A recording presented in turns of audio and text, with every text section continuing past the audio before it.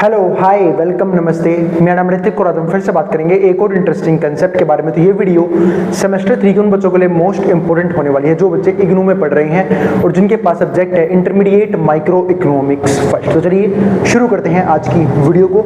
और आपका जो सब्जेक्ट कोड रहने वाला है वो है BECC 105। तो आज हम शुरू करते हैं, ठीक है, लेसन नंबर यूनिट नंबर 4 को, है ना। यूनिट नंबर 3 तक की वीडियोस मैं ऑलरेडी यूट्यूब पर अपलोड कर चुका हूँ। जिसने तक ना देखी हो पहले जाके वो वाली वीडियो जरूर देख लेना और हमेशा हर एक टॉपिक को, हर एक वीडियो को सीरीज वाइज देखा करो ताकि हर एक कंसेप्ट टॉपिक वाइज ही क्लियर होते चले जाएं। अब हम चालू करते हैं आज का कंसेप्ट। यूनिट नंबर 4 हमारे पास है क्या? Choice under uncertainty and intertemporal choice.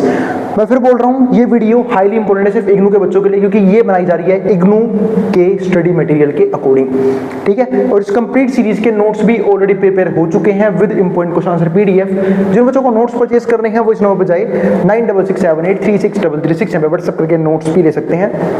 अब हम चालू करते हैं कंसेप्ट। और जो बच्चे इस वीडियो को कॉलेज अड्डा पे देख रहे हैं तो मैं वीडियो के डिस्क्रिप्शन में इग्नू अड्डा का लिंक भी डाल दूंगा, ठीक है। जो मैंने एक नया चैनल बनाया है सिर्फ इग्नू के पर्पज से, उसको भी सब्सक्राइब कर देना और उन बच्चों में शेयर कर देना जो बच्चे आपके दोस्त, जो भी आपके दोस्त इग्नू में पढ़ रहे हो, ठीक है, उनमें शेयर कर देना ताकि उनकी भी हेल्प हो जाए। और मैं अब धीरे धीरे उस चैनल पर सारा इग्नू का कंटेंट इकोनॉमिक्स का खासकर पढ़ाने वाला हूँ, ठीक है, इकोनॉमिक्स और मैथ से रिलेटेड। अब हम चालू करते हैं कंसेप्ट। तो सबसे पहले आता है हमारा इस यूनिट नंबर 4 का लर्निंग ऑब्जेक्टिव।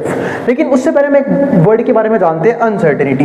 हम सब जानते हैं कि लाइफ में हर एक फेज पे हमें अनसर्टेनिटी देखने को मिलती है। अनसर्टेनिटी का मतलब होता है कि जिस चीज का होना जो है ना वो फिक्स ना हो या फिर हमें पता ना हो कि क्या क्या चीजें फ्यूचर में हो सकती हैं, चाहे वो एक प्रोड्यूसर हो उसके साथ, चाहे एक कंज्यूमर हो उसके साथ। तो आज हम उसके बारे में बात करने वाले हैं इस कंप्लीट चैप्टर के अंदर और इस चैप्टर के इंट्रोडक्शन के अंदर। तो यानी कि हमारा जो मेन पॉइंट रहेगा ना वो किसको लेकर रहेगा? अनसर्टेनिटी को लेकर रहेगा। यानी कंज्यूमर्स के लाइफ में ही बहुत सारी अनसर्टेनिटी आती है। जैसे अनसर्टेनिटी मतलब समझते हैं कंज्यूमर की लाइफ में कैसे कैसे आ सकती है। हो सकता है कंज्यूमर की इनकम जो है वो फिक्स ना हो, कंज्यूमर की जॉब स्टेबल ना हो, मार्केट में डिमांड में कोई कुछ चेंजेस आ जाए, है ना। मार्केट में वैसे वो तो प्रोड्यूसर के लिए अफेक्ट करेंगी, बट हाँ मार्केट में मान लो सप्लाई में कोई दिक्कत आ जाए तो कंज्यूमर को भी अफेक्ट करेगी। कंज्यूमर कैसे रिएक्ट करेगा उस सप्लाई को लेके, ठीक है, या फिर क्या क्या चीज देखनी पड़ेगी कंज्यूमर को सप्लाई के अकॉर्डिंग। तो बहुत सी चीजें जो है ना, ये तो सिर्फ हमने बात कर ली कि एक इकोनॉमिक एक्टिविटी के पॉइंट ऑफ व्यू से, लेकिन हम देखते हैं कि हमारी लाइफ में और भी बहुत सी चीजें जो है ना वो अनसर्टेन होती हैं। हमें पता नहीं होती फ्यूचर में क्या क्या चीजें हो सकती हैं, है ना। और इसीलिए हम बहुत सी चीजों के को लेके क्या करते हैं, रिस्क में रहते हैं या फिर हम कहते हैं डर में रहते हैं कि फ्यूचर में कहीं कुछ गलत ना हो जाए, कुछ ऐसा ना हो जाए। और वो डर सिर्फ कंज्यूमर्स का नहीं है, वो डर प्रोड्यूसर्स का भी होता है, ठीक है। तो उन्हीं डर को कैसे हम ठीक कर सकते हैं, कैसे उससे अपने आपको बचा सकते हैं, उन सब टॉपिक्स को हम डिस्कस करने वाले हैं। तो सबसे पहले समझते हैं इस कंप्लीट चैप्टर के लर्निंग ऑब्जेक्टिव्स को कि कौन कौन सी चीजें हमें समझनी होंगी। तो पहला पॉइंट क्या आता है? State the concept of uncertainty. हमें अनसर्टेनिटी समझना होगा, जो मैं आपको अभी भी डिफाइन कर चुका हूं कि जब भी कोई भी चीज ऐसी हो फ्यूचर को लेके जिसका होना कोई भी एंटीसिपेट ना कर पाए, कोई भी पहचान ना पाए कि फ्यूचर में क्या होने वाला है, चाहे वो एक प्रोड्यूसर हो, चाहे वो एक कंज्यूमर हो, इन्वेस्टर हो, कोई भी पर्सन हो, तो उसको क्या बोलते हैं? अनसर्टेनिटी बोलते हैं, जिसमें कहीं ना कहीं रिस्क इन्वॉल्व रहता है। इसी को तो बोलते हैं रिस्क। जैसे फॉर एग्जांपल अगर एक इन्वेस्टर ने कुछ पैसा कहीं पे इन्वेस्ट किया तो वो रिस्क में ही तो है, क्योंकि उसे नहीं पता फ्यूचर में क्या होने वाला है। अगर मान लो उसने किसी स्टॉक मार्केट में इन्वेस्ट कर रखा है, इक्विटीज ले रखे हैं, अगर वो कंपनी अच्छी परफॉर्म कर रही है तो उसका पैसा डबल भी हो सकता है, ट्रिपल भी हो सकता है, यानी कि बढ़ सकता है।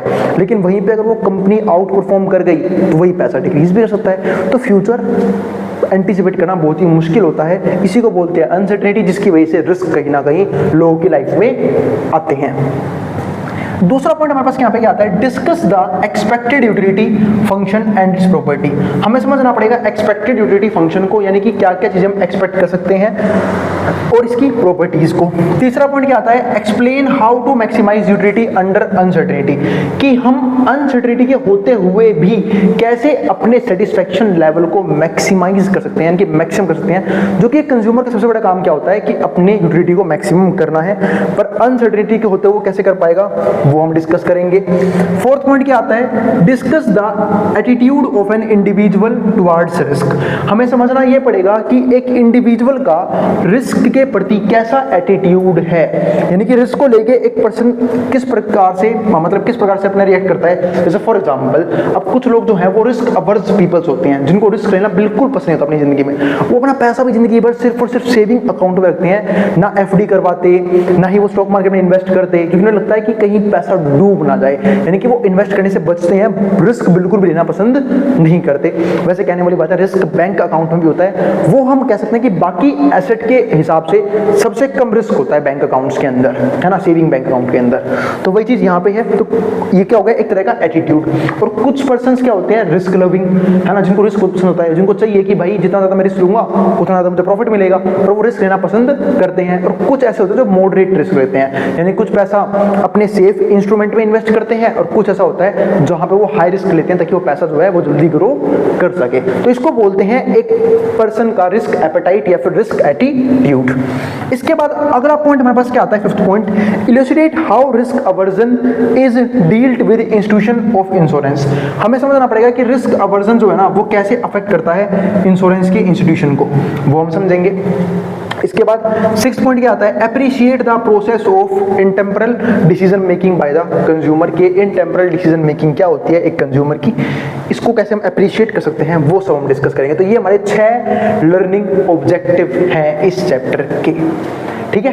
अब समझते हैं इस कंप्लीट चैप्टर का इंट्रो, यानी कि इंट्रोडक्शन देखेंगे। अब इंट्रोडक्शन देखते हैं। तो consumer decides which combination of goods and services to buy given his income and prices of the goods. Consumer का काम क्या होता है कि वो ये डिसाइड करता है कि मुझे कौन से गुड्स खरीदने हैं, कौन सी सर्विसेज बाय करनी है अपनी इनकम, अपने रिसोर्सेज के हिसाब से, ठीक है, ताकि वो अपने सेटिस्फैक्शन को मैक्सिमम कर सके। ये सब तो हम पहले ही पढ़ चुके हैं। In order to maximise satisfaction, for this there is a presupposition that the consumer has complete and perfect information and knowledge about the transaction।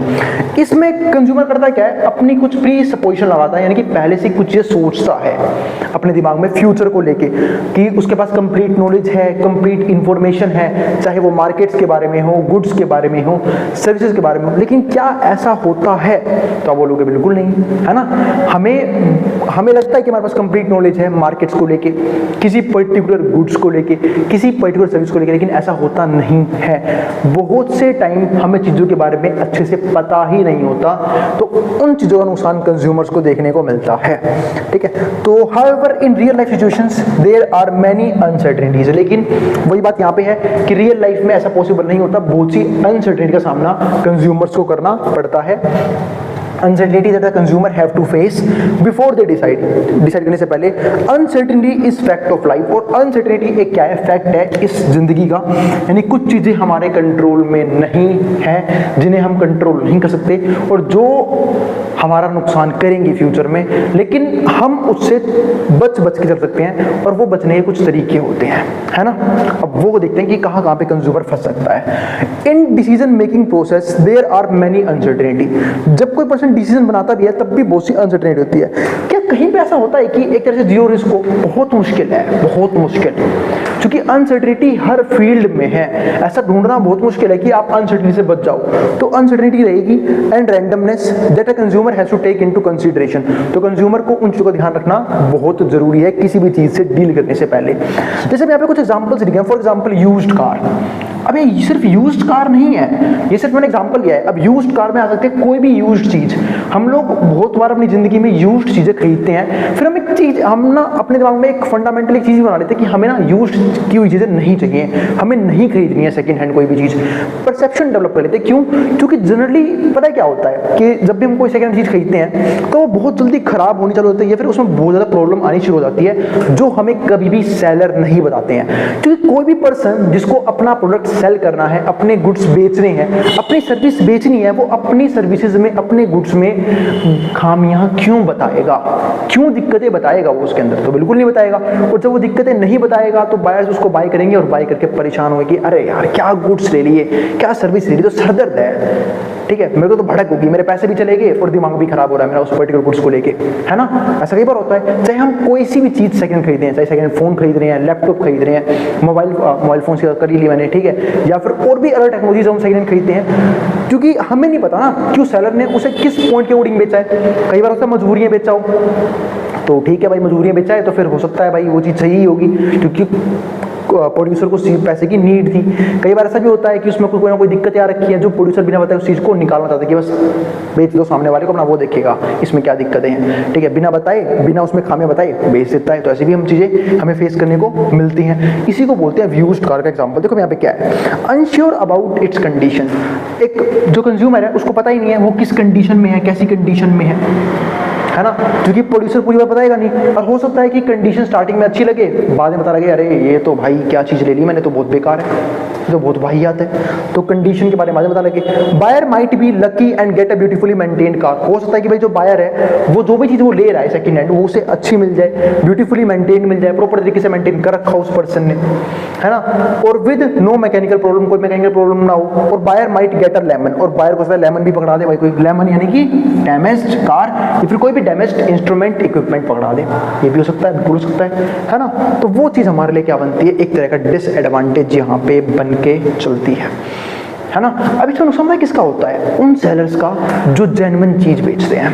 हो सकता है उनकी टेक्नोलॉजी भले ही सेकंड हैंड हो पर वो अच्छी क्वालिटी की हो, अच्छी क्वालिटी का प्रोडक्ट हो, लेकिन एक कंज्यूमर्स का परसेप्शन बन गया है कि 80% 70% चीज़ें उन्हें वो चिपकाई जाती हैं जो वाहियात होती हैं, खासकर सेकेंड हैंड चीज़ें, उनमें कोई ना कोई दिक्कतें मिलती है, इसलिए लोग उसे सेल करते हैं। तो जिसकी वजह से एक कंज्यूमर का परसेप्शन बन जाता है कि वो सेकेंड चीज़ें नहीं खरीदेगा, और खरीदेगा भी तो बहुत लोएस्ट प्राइस में खरीदेगा। तो जिसकी वजह से, जिसकी मजबूरी भी होती है ना, आपने जनरली देखा होगा बहुत सारे ऐसे सुने होंगे, या फिर क्या पता आपकी फैमिली में भी चीज़ हुई हो, है ना, कि भाई आपको सेकेंड चीज़ सेल करनी पड़ रही है और काफ़ी कम प्राइस में सेल करनी पड़ रही है, जो कि उसमें कोई खास दिक्कत है भी नहीं, पर सिर्फ इस चीज़ के लिए क्योंकि उस सेकेंड हैंड चीज़ को कोई भी पर्सन खरीदना ही नहीं चाहता सेकेंड हैंड होने की वजह से, जिसकी वजह से जेन्युइन जो सेलर्स होते हैं उनको एक तो बायर्स नहीं मिलते भी हैं तो बहुत कम प्राइस से मिलते हैं, है ना, और मजबूरी बस उन्हें वो चीज़ उतने में बेचनी पड़ती है क्योंकि उन्हें पैसे की नीड हो सकती है। तो वही चीज़ है, ये एग्जाम्पल बना हमारा पहला एग्जाम्पल।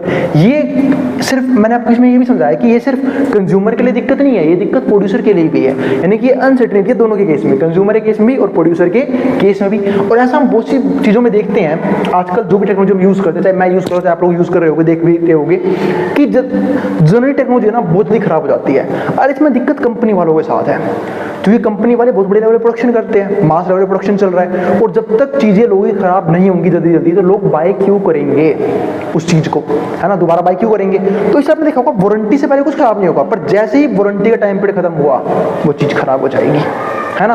अब इसमें मैं एक और एग्जांपल देता हूँ आपको इस चीज़ का। अब तो वैसे इस चीज़ से बचने का एक तरीका भी आ गया है। अब बात बोलोगे चलो आपने प्रॉब्लम बता दी, सोल्यूशन बता दो कि इंश्योरेंस करवा सकते हैं हम जैसे गाड़ियों को इंश्योरेंस करवाते हैं। आपने देखा होगा अब तो जो है ना छोटी से छोटी टेक्नोलॉजी का भी इंश्योरेंस होने लगा है। पता है इंश्योरेंस कैसे? अरे आपने एक वर्ड सुना होगा एक्सटेंडेड वारंटी। जब आप कोई भी चीज़ प्रोडक्ट खरीदते हो, चाहे वो अमेजन पे जाओ, फ्लिपकार्ट पे जाओ, जब कोई प्रोडक्ट खरीदते हो तो वहाँ पे लिखा था एक्सटेंडेड वारंटी, है ना। तो आप जब उसे क्लेम करोगे यानी कि उसके कुछ एक्स्ट्रा पैसा पे करोगे, उसके बाद आपको 3 साल एक्स्ट्रा, 4 साल की एक्स्ट्रा एक्सटेंडेड वारंटी मिल जाएगी, जिससे अगर आपको प्रोडक्ट कभी भी खराब होता है ना 4-5 साल के अंदर, तो आप उस एक्सटेंडेड वारंटी को लेके क्लेम कर सकते हो और उसे ठीक करवा सकते हो फ्री ऑफ कॉस्ट। तो एक तरह से क्या हो गया आपके प्रोडक्ट का इंश्योरेंस, है ना। तो ये हुआ इसका सॉल्यूशन। अगला पॉइंट देखते हैं अनसर्टेनिटी का, कॉलेज और यूनिवर्सिटी। जब हम बात करते हैं कॉलेज और यूनिवर्सिटी की, इस बात की क्या श्योरिटी है कि वो हमें अच्छे से पढ़ाएंगे? इस बात की क्या श्योरिटी है वहाँ पे टीचर मन लगा के काम कर रहे हैं? इस बात की क्या श्योरिटी है कि वो पूरे तरीके से नॉलेजेबल हैं, ठीक है, और ऊपर से हो सकता है वो एक्सपेंसिव भी हो। ये पॉइंट मैं लिख दिया। तो ये सब क्या है? अनसर्टेनिटी है अलग अलग कॉलेज को लेके, अलग यूनिवर्सिटीज़ को लेके। जैसे आप आजकल देख भी रहे होगे कि ज़्यादातर कॉलेज सिर्फ और सिर्फ आपकी थ्योरेटिकल नॉलेज को डेवलप करने में लगे हुए हैं, है ना। और स्टूडेंट्स की भी इसमें मैं दिक्कत मानता हूँ कि वो सिर्फ थ्योरेटिकल नॉलेज के पीछे पड़े रहते हैं, प्रैक्टिकल चीज़ें गेन नहीं करते हैं जो फ्यूचर में उन्हें या तो अच्छी जॉब की तरफ लेके जाएगी यानी कि स्किल्स की तरफ फोकस नहीं करते हैं, और स्किल्स अब लाइफ का मोस्ट इंपॉर्टेंट पार्ट बन गया है। और मैं, आप लोग भी कॉलेज स्टूडेंट हो, ठीक है, और मैं भी कभी कॉलेज स्टूडेंट रहा हूँ, ठीक है, अब तो वैसे मैं नहीं हूँ, ठीक है। तो कॉलेज स्टूडेंट जब भी रहा था मैं, तो हम लोग फोकस करते थे स्किल के ऊपर। क्यों करते थे? क्यों पता था कि भाई डिग्रीज की आने वाले टाइम में इतनी वैल्यूज नहीं बचेंगी जितनी वैल्यू स्किल की बचेगी, है ना, कि जब हम कोई स्किल गेन करेंगे उसके बेस पे हम काम कर सकते हैं अलग अलग जगह पे, है ना, अलग अलग तरह के, चाहे वो किसी भी तरह की स्किल क्यों ना हो। तो स्किल अब मोस्ट इंपॉर्टेंट पार्ट बन गया है। तो कॉलेज यूनिवर्सिटीज जो हैं वो ये भी अनसर्टेनिटी है एक तरह की, कि भाई पता नहीं हमें किस तरह की कॉलेज और किस तरह की यूनिवर्सिटीज मिलेंगी। इसके बाद तीसरा पॉइंट क्या आता है? Life insurance and annuities. अब बात करते हैं लाइफ इंश्योरेंस की। जनरली पर्सन लाइफ इंश्योरेंस क्यों करवाता है? डर के मारे तो करवाता है कि भाई मान लो, जैसे मान लो मैं यंग एज में हूँ या फिर कोई और पर्सन यंग एज में है, वो लाइफ इंश्योरेंस क्यों करवाता है? और करवाना चाहिए। मेरा मानना है 2 इंश्योरेंस सबसे ज्यादा कंपलसरी होते हैं, एक term insurance, term life insurance, दूसरा हेल्थ इंश्योरेंस। दोनों ही मोस्ट इंपोर्टेंट है। और क्यों करवाने चाहिए? मान लो कि मेरे ऊपर मेरी फैमिली डिपेंडेंट है किसी भी तरीके से, इनकम को लेके, किसी चीज को लेके, तो हम उस चीज को बाय करते हैं लाइफ इंश्योरेंस करके। अगर कभी भी यंग एज में कुछ भी हो जाए तो हमारी फैमिली को भले ही मेंटली सफर करना पड़े बट फाइनेंशियली सफर ना करना पड़े, है ना। मैं जानता हूँ किसी भी इंसान के जाने से मेंटली एक पर्सन जरूर सफर करता है, फैमिली जरूर सफर करती है, बट फाइनेंशियली सफर ना, वो एक लॉन्ग टर्म बर्डन बन जाता है, क्योंकि मेंटली तो आप कुछ टाइम बाद बाहर जाओगे उस चीज से, लेकिन फाइनेंशियली बहुत लंबे टाइम दिक्कत में फंसे रह सकते हो। तो इसलिए मेरा मानना है कि लाइफ इंश्योरेंस होना बहुत जरूरी है, ठीक है। तो ये एज अ बड़ा भाई आप एडवाइस मान लो मेरी, कि लाइफ में हमेशा खासकर वो पर्सन जो अपनी फैमिली की इनकम जनरेट करने में लगे हुए, लाइफ इंश्योरेंस जरूर करवाना, कि मिनिमम प्राइस में हो जाता है। हाँ, अगर आप लाइफ प्लस इन्वेस्टमेंट करवाते हो फिर तो आपको महंगा पड़ सकता है, बट टर्म इंश्योरेंस में आपसे 1 करोड़ का जो टर्म इंश्योरेंस है वो ऑलमोस्ट जो है वो 1000 के अंदर आ जाता है ना, वो चीज है। तो लाइफ इंश्योरेंस एंड एन्युइटीज, तो ये सब क्यों करते हैं? थ्रेट के मारी तो करवाते हैं। अब मान लो मेरा भी लाइफ इंश्योरेंस में एक अमाउंट जाता है, ठीक है, क्योंकि मैं टर्म इंश्योरेंस प्लस इन्वेस्टर भी हूँ, तो मेरा ज्यादा अमाउंट जाता है, तो मैं खुद सोचता हूँ यार क्या फिजूला खर्चा है, मैं तो वैसे मजे भी कर सकता था, लेकिन वो चीज बढ़िया है क्योंकि हम वहाँ पे फैमिली के बारे में सोच रहे हैं कि फैमिली जो है ना वो उस थ्रेट से बच के रहेगी, उस अनसर्टेनिटी से जो हमारे साथ हो सकती है उससे फाइनेंशियली तो बच सकती है। तो वही चीज यहाँ पे है, life insurance and annuities. If all the events and contingencies are well known in life, अगर सारे इवेंट्स और सारी कंटिजेंसी अच्छी तरीके से होगी लाइफ के अंदर, then there is no need for insurance. तो भाई इंश्योरेंस की जरूरत ही नहीं है। अगर सब कुछ सर्टेन है, सब कुछ पहले से पता है हमें जिंदगी में क्या होने वाला है, फिर तो लाइफ इंश्योरेंस की जरूरत ही नहीं है हमें। इन सच अ सोसाइटी हम लाइफ इंश्योरेंस क्यों करवाते हैं? डर के मारे तो करवाते हैं कि फ्यूचर का हमें नहीं पता कि कब क्या हो जाए। However when significant uncertainties are present, क्योंकि हम जानते हैं कि बहुत से इंपॉर्टेंट अनसर्टेनिटी जो है लाइफ में प्रेजेंट हैं, insurance solve the problem for such a society, और इंश्योरेंस जो है वो इस प्रॉब्लम को सोल्व करने का काम कर सकते हैं, इसलिए जनरली लोग इंश्योरेंस करवाते हुए चलते हैं। तो ये हमारा हुआ थर्ड पॉइंट। अब फोर्थ आता है इन्वेस्टमेंट्स। अब इन्वेस्टमेंट भी अनसर्टेनिटी का पार्ट ही होता है। बहुत से लोग, मैंने बोला ना, रिस्क अवर्स होते हैं, यानी कि जिन्हें रिस्क लेना बिल्कुल पसंद नहीं होता, तो वो जनरली अपने पैसे को सेविंग्स अकाउंट में रखते हैं with minimal rewards, minimal interest rate. तो some money that are going to invest in bank term deposit with minimal risk and also minimal rewards. पर हाँ, ये मिनिमल रिवॉर्ड्स इतना कम होता है कि लोगों के पैसे की वैल्यू भी कम होती रहती है ना, क्योंकि हम सबको पता है कि सेविंग अकाउंट में इंटरेस्ट रेट कितना मिलता है, 3-4% एनुअली। और जनरली जो एवरेज आप देखोगे, एवरेजली इन्फ्लेशन रेट जो है ना वो हमारे इंडिया के अंदर 6 से 8% का रहता है। यानी कि अगर एक पर्सन अपने पैसे की FD भी करवाता है ना, तब भी उसका पैसा सिर्फ इन्फ्लेशन को बीट कर पाता है, यानी कि वो पैसा ग्रो नहीं कर रहा है टाइम के साथ। और ग्रो करने के लिए क्या करना पड़ेगा? हमें उस पैसे को किसी ढंग की इन्वेस्टमेंट में लगाना पड़ेगा, जहां से हम 10 से 12% साल की कम से कम जो है रिटर्न जनरेट कर सकें। तो वही चीज यहाँ पे investment, some money that are going to be invest in bank term deposit with minimal risk and minimal rewards, और शेयर्स ऑफ स्टॉक्स। कई बार हम स्टॉक में भी इन्वेस्ट करते हैं, स्टॉक्स हो गया, म्यूचुअल फंड हो गए, बॉन्ड्स हो गए, तो with considerable risk but greater reward. तो यहाँ पे कंसीडरेबल रिस्क रहता है बट रिवॉर्ड भी क्या रहते हैं? बड़े रहते हैं। आखिरी पॉइंट, डेंजरस एक्टिविटीज में हम सब डेली लाइफ में इन्वॉल्व होते हैं, इसके लिए भी इंश्योरेंस कंपलसरी है। जैसा फॉर एग्जांपल कि भाई हम लोग देखो, अगर मान लो मुझे यहाँ से अपने घर जाना है स्टूडियो से, या फिर घर से यहाँ आना है सेंटर पे अपने वापस, तो मैं कोई व्हीकल यूज करूंगा, बाइक यूज कर रहा हूँ, गाड़ी यूज कर रहा हूँ, ठीक है, तो मेरे को अगर जाना है तो सिंपल सी बात है, एक तरह से खतरा तो है ना, बाहर खतरा है। खतरा किस चीज का है? कि मैं प्रॉपर तरीके से घर पहुंच ही पाऊंगा, नहीं पहुंच पाऊंगा। इसके इंश्योरेंस करवाते हैं कि भाई लाइफ इंश्योरेंस है, व्हीकल का इंश्योरेंस है, क्या कोई एक्सीडेंट एक्सटेंड कर दे। एक्सीडेंटल इंश्योरेंस है, हेल्थ इंश्योरेंस है ना, क्योंकि हम सब अपनी डेली लाइफ में बहुत सी डेंजरस एक्टिविटीज़ में इन्वॉल्व होते हैं और उन सारे केसेस में इंश्योरेंस कंपलसरी होता है। चाहे हम ट्रेन से ट्रैवल करते हैं, वहाँ भी इंश्योरेंस जो है वो मिलता है ना, तो बहुत सी चीज़ें हमें देखने को यहाँ पे मिलती हैं। और अगर मान लो हमने इंश्योरेंस ना करो, अब कई जने ये बोलेंगे कि भैया हमने गाड़ी ली है, हमारी गाड़ी सेफ है, ठीक है, और क्या बोलते हैं, हमने अपना इंश्योरेंस भी करवा रखा है या फिर नहीं भी करवा रखा, हमें ड्राइविंग अच्छे से आती है। पर मैंने एक चीज़ मान ली कि चलो ठीक है, हमें ड्राइविंग अच्छे से आती है, पर हमें क्या पता रोड पे बाकी लोग चल रहे हैं वो अच्छे से चलाएंगे, इस बात की क्या श्योरिटी है? क्योंकि कुछ बेवकूफ़ किस्म के लोग हमें देखने को मिलते हैं ड्राइविंग के केस में, जो आप कभी भी हाईवेज पे व्हीकल लेके निकलोगे आपको दिख जाएंगे, है ना। उनको फर्क नहीं पड़ता कि दुनिया कैसे चल रही है, उनको बस अपने से मतलब होता है कि भाई कितनी स्पीड में ले जाऊं, कैसे, मतलब एक होता है ना कि रैश ड्राइविंग करना, वो ड्राइविंग करते हैं हम लोग, और वो सिर्फ खतरा अपनी ज़िंदगी भी नहीं बनती, दूसरों की ज़िंदगी भी बनते हैं। और ऐसे बहुत से केसेस हाल ही में देखे गए हैं, एग्जाम्पल देने की मुझे ज़रूरत नहीं है इस केस में। तो वही चीज़ यहाँ पे है। तो उन डेंजरस एक्टिविटीज़ भी क्या करेगी, अनसर्टेनिटी है कि कुछ भी फिक्स नहीं है कि कब कौन आके आपको ठोक के चला जाए, मार के चला जाए। बहुत से केसेस ऐसे हमने देखे हैं, ठीक है, खासकर ड्राइविंग वगैरह में, फिर बाकी चीज़ों में। तो इन चीज़ों से बचने के लिए भी इंश्योरेंस क्या होता है, करवाया जाता है, यानी कि इन अनसर्टेनिटी से बचने के लिए हम जो है रास्ते ढूंढते रहते हैं। तो ये सब हुए अलग अलग अनसर्टेनिटी एक नॉर्मल लोगों के साथ, चाहे वो एक कंज्यूमर हो, चाहे वो एक प्रोड्यूसर, क्योंकि मैं यहाँ पे बात कर रहा हूँ एक इंडिविजुअल के लिए अनसर्टेनिटी किस किस तरीके की हो सकती है, ठीक है। उम्मीद है आपको इस चैप्टर का इंट्रोडक्शन समझ में आ गया है। और अगर फिर भी कोई भी क्वेरी रह गई हो, कोई भी डाउट बच गया हो, आप कमेंट बॉक्स में कमेंट कर देना, मैं उस क्वेरी को सोल्व करने की पूरी कोशिश करूंगा। और भाई अगर वीडियो पसंद आई हो तो वीडियो को लाइक कर देना और चैनल को सब्सक्राइब भी कर देना। ऐसी वीडियोस के लिए उन बच्चों में शेयर कर देना जिन बच्चों का इग्नू में सेम सब्जेक्ट का एग्जाम होने वाला है। और आपको फ्यूचर में कोई भी प्लेलिस्ट चाहिए तो कमेंट बॉक्स में कमेंट भी कर सकते हैं। और वीडियो डिस्क्रिप्शन में लिंक दिया हुआ है इग्नू अड्डा का, वहाँ जाके सब्सक्राइब भी कर देना, ठीक है, और दोस्तों में शेयर भी कर देना, क्योंकि फिलहाल के लिए वीडियो दोनों चैनल्स पे अपलोड की जाएगी, कॉलेज अड्डा पे भी और इग्नू अड्डा पे भी। बाद में मैं इसे वहाँ से हटा दूंगा कि इग्नू की वीडियोस में सेपरेटली सिर्फ इग्नू वाले चैनल पे ही रहने दूंगा, ठीक है। अब मिलेंगे अगली वीडियो में। नोट्स के लिए आप इस नंबर पर व्हाट्सएप पे नोट्स दे सकते हैं, अब जिसको जो उतारना उतार सकता है, मैं बोर्ड के सामने से।